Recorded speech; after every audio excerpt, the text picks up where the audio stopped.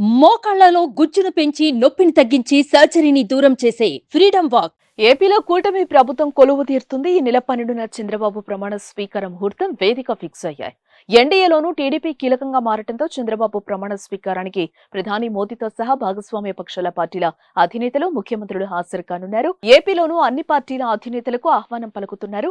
మాజీ ముఖ్యమంత్రి జగన్ ను ఆహ్వానించాలని నిర్ణయించినట్లుగా తెలుస్తోంది.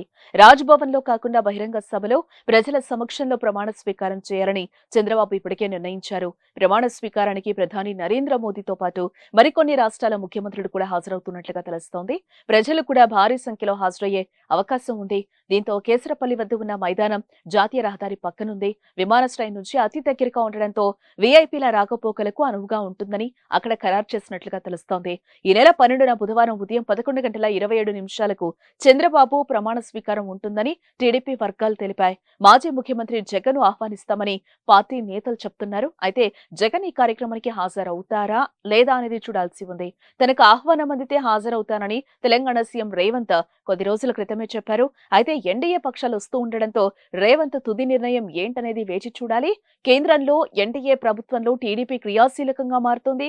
ఈ సమయంలో చంద్రబాబు కేంద్రం నుంచి మద్దతు పైన భారీ అంచనాలతో ఉన్నారు. దీంతో చంద్రబాబు ప్రమాణ స్వీకారం కోసం వస్తున్న ప్రధాని మోదీ ఆ సమయంలోనే ఏపీకి తమ సహకారం పైన కీలక ప్రకటన చేస్తారనే అంచనాలు కూడా ఉన్నాయి.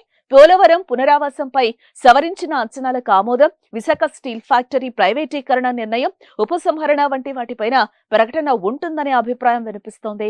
అయితే రాజధానితో పాటుగా సంక్షేమ హామీల అమలు చంద్రబాబుకు సవాల్గా మారుతున్నాయి. దీంతో మోదీ ఏం ప్రకటన చేస్తారనేది ఇప్పుడు ఆసక్తిని రేపుతోంది.